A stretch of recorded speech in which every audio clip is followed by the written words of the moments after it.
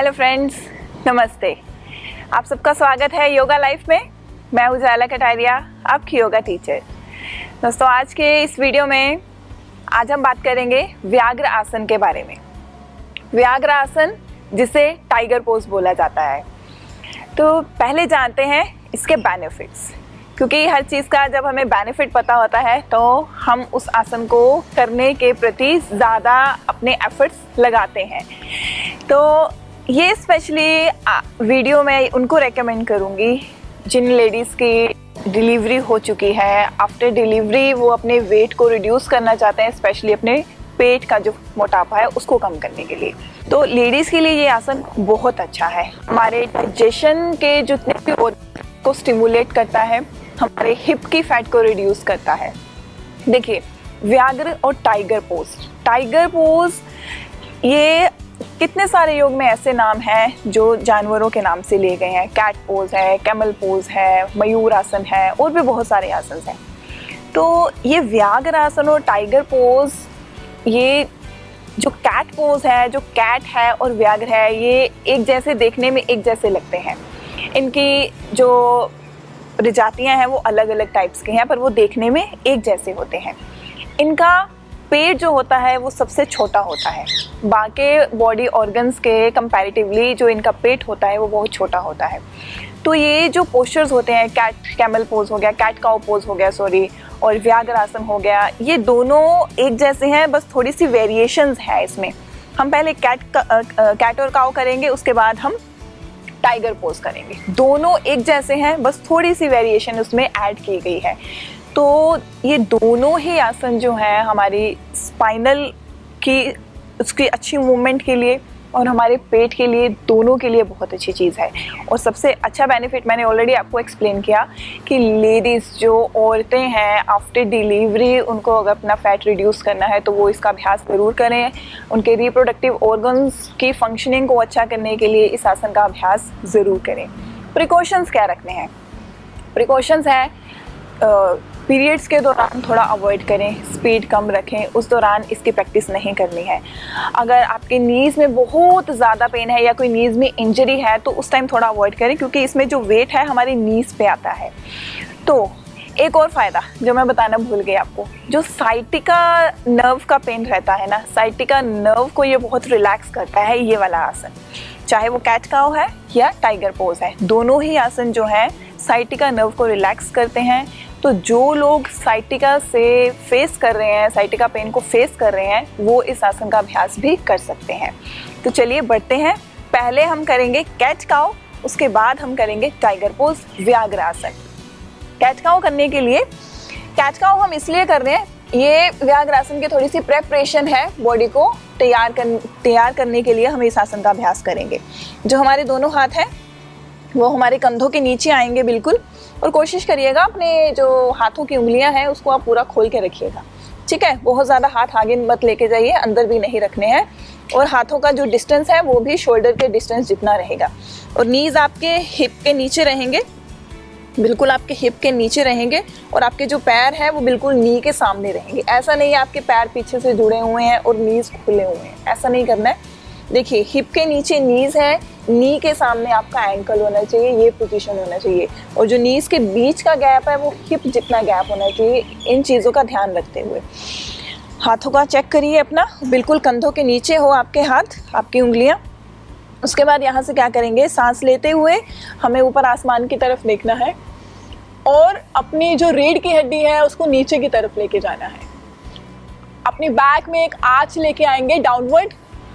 यहाँ पे थोड़ी देर हम रुकने की कोशिश करेंगे। देखिए, सांस रोकने की ज़रूरत नहीं है, आप बड़े आराम से नॉर्मल ब्रीदिंग कर सकते हो। और रीढ़ की हड्डी को जितना हो सके नीचे की तरफ रखना है, ऊपर देखते हुए। और उसके बाद बहुत ही धीमी गति से सांस छोड़ते हुए देखिए। अब कमर को देखिएगा, जो ऊपर का हिस्सा है मेरी कमर का, वो किस तरह से एक हंच उसमें बन जाता है, एक कुबड़ निकल जाता है उसमें। तो यही चीज़ हमें करनी है। देखिए कि इस तरह से पूरा उठाते हुए, पूरा जितना उठा पाए इसको ऊपर की तरफ हमें उठाना है। और अपनी चिन को हमें अपनी चेस्ट की तरफ लेके जाना है। देखिए, ऐसे आधा अधूरा सा नहीं करेंगे, अपने पूरे एफर्ट्स लगाने हैं हमें। यहाँ पे पूरा इस तरह से अपनी पेट को ऊपर की तरफ निकालते हुए। अपने हाथों को उठाना नहीं है, वेट हाथों पे रखना है, थोड़ा सा, थोड़ा सा और अपने हाथों को यूज़ करते हुए हम इस कुबड़ को, इस हंच को थोड़ा और बढ़ाने की कोशिश करेंगे। Yes, very nice. पेट को पूरा अंदर की तरफ सक रखना है। इसमें पेट अंदर की तरफ चला गया है। एक बार फिर से सांस लेते हुए बहुत ही धीमी गति के साथ गर्दन ऊपर जाएगी और रीढ़ की हड्डी नीचे। Stay here, you can stay 4 to 5 second, 5 second, 4 second आप यहाँ पे रुकें और उसके बाद बहुत धीमी गति से सांस छोड़ते हुए फिर नीचे, हंच योर बैक, बहुत अच्छे से और कुब निकालना है जितना पॉसिबल हो सके। चिन नीचे, look at your knees, use your arms बहुत nicely. 4 to 5 seconds and then again inhale, सांस लीजिए। देखिए, जब इस पोजीशन में हम होते हैं हमारी स्पाइन पे बहुत अच्छा स्ट्रेच है, हमारे लोअर एब्डोमिनल एरिया है जो हमारे पेट का सबसे नीचे वाला हिस्सा है, उस पे बहुत अच्छा स्ट्रेच है। तो ओवरऑल इस पोर्शन पे वर्क हो रहा है, जो यहाँ के ऑर्गन्स हैं अंदर उन पे वर्क हो रहा है। तो जो ऑलरेडी मैं आपको बेनिफिट्स बता चुकी हूँ, आप उसको फील कर सकते हैं उस पोर्शन पे। और फिर एक्सेल धीरे से, फिर पेट अंदर ऊपर की तरफ कुब निकला हुआ। और देखिए, ऐसे करते करते बॉडी वेट पीछे नहीं लेके जाएंगे, बॉडी वेट जो है वो आगे ही रहेगा। आपके अपर बैक मसल्स पूरी ओवरऑल स्ट्रेच हैं। Very good.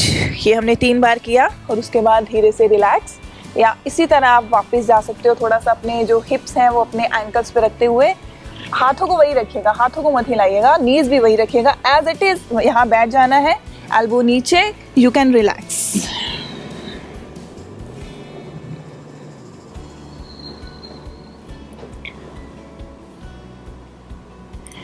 तो जो मेन हमारा आसन है जिसके बारे में हमने चर्चा करी है, व्याघ्रासन, टाइगर पोज, अब हम उस पे आते हैं। तो पोजीशन वही रहेगा सेम, हाथ वही है, नीज वही है, पैर वही है। दोबारा से हम इस तरह कैट पोज में आएंगे। अब हमें यहाँ से क्या करना है, ध्यान से देखिएगा, बड़े ध्यान से देखना है, समझना है, फिर आगे बढ़ना है।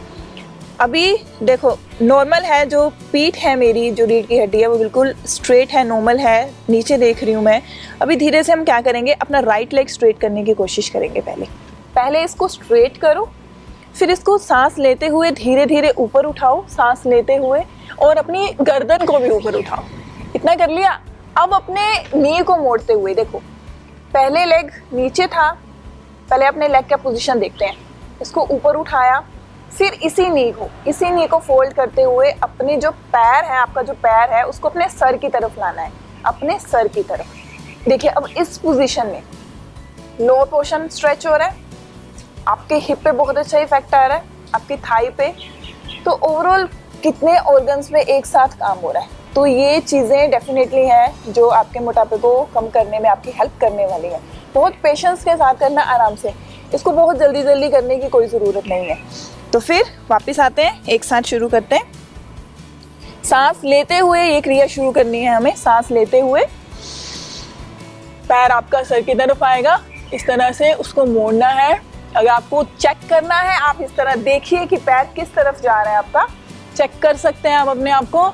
और फिर जब सांस छोड़ना है, वापस जाना है। अब इस पैर को हम हवा में ही रखेंगे, ज़मीन पे नहीं रखेंगे। सांस छोड़ते हुए गर्दन नीचे जाएगी और आपका जो घुटना है वो आपके फेस की तरफ, आपकी जो थाई है वो चेस्ट की तरफ, ठीक है। आपकी थाई चेस्ट के साथ लगनी चाहिए और आपका नी आपके नाक की तरफ आना चाहिए और पैर इस तरह से बाहर की तरफ रहेगा। ये पोजीशन हुआ दूसरा पोजीशन। आई होप आपको अच्छे से समझ आया हो। सांस लिया, लेग ऊपर, गर्दन ऊपर, दोनों को एक दूसरे की तरफ लाने की कोशिश करनी है। सांस छोड़ा, गर्दन नीचे, टांग नीचे, फिर दोनों को एक दूसरे की तरफ लाने की कोशिश करनी है। इसमें भी हम 4 to 5 सेकेंड रुकते हुए 3 बार करेंगे, ठीक है। फिर से दोबारा पोजीशन में आइए। अब हम रुकेंगे नहीं, कॉन्टिन्यूटी में रहेगा थोड़ा सा। चलिए, ब्रीद इन,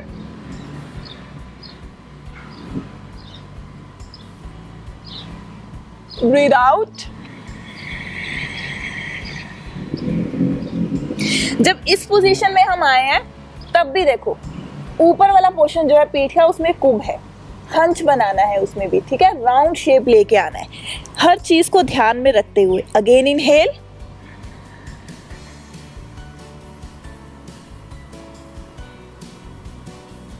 एक्सहेल,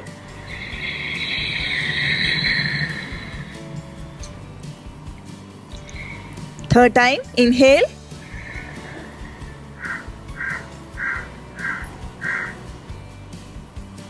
एक्सहेल,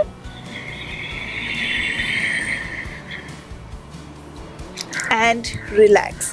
अगर आपको लगता है कि यहाँ पे बाजू थक गई है या आप थक गए हो तो आप थोड़ा सा रुक सकते हो इस तरह से, कोहनियाँ नीचे, सर नीचे।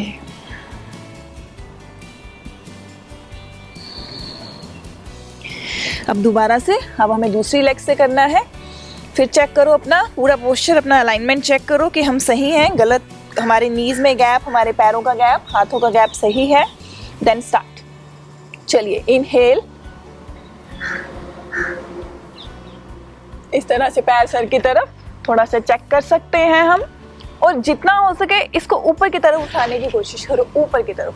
अगर आप लेग इतना ही रखोगे, पैर ऐसे रखोगे, ये पोस्चर गलत होगा, ठीक है। पैर को ऐसे नहीं रखना है, हमें अपनी नी को बेंड करना है, बेंड जरूर करना है, और अपने ऊपर की तरफ इसको उठाते हुए, अपनी नी को ऊपर उठाते हुए आपका जो पैर है ऑटोमेटिकली आपके सर की तरफ आना शुरू हो जाएगा, ठीक है। ऐसे कोई नहीं करेगा, ऐसे नहीं करना है हमें।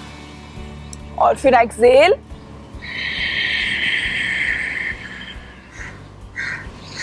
Again inhale,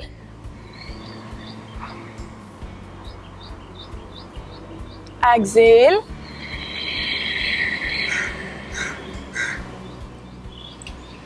inhale,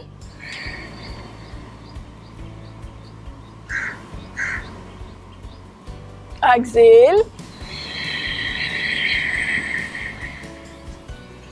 and relax. फिर से वही पोजीशन, हाथ वहीं, एल्बो नीचे, फोरहेड नीचे, और आखिरी में आप अपनी बाजू थोड़ी सी सीधी करके रिलैक्स कर सकते हो।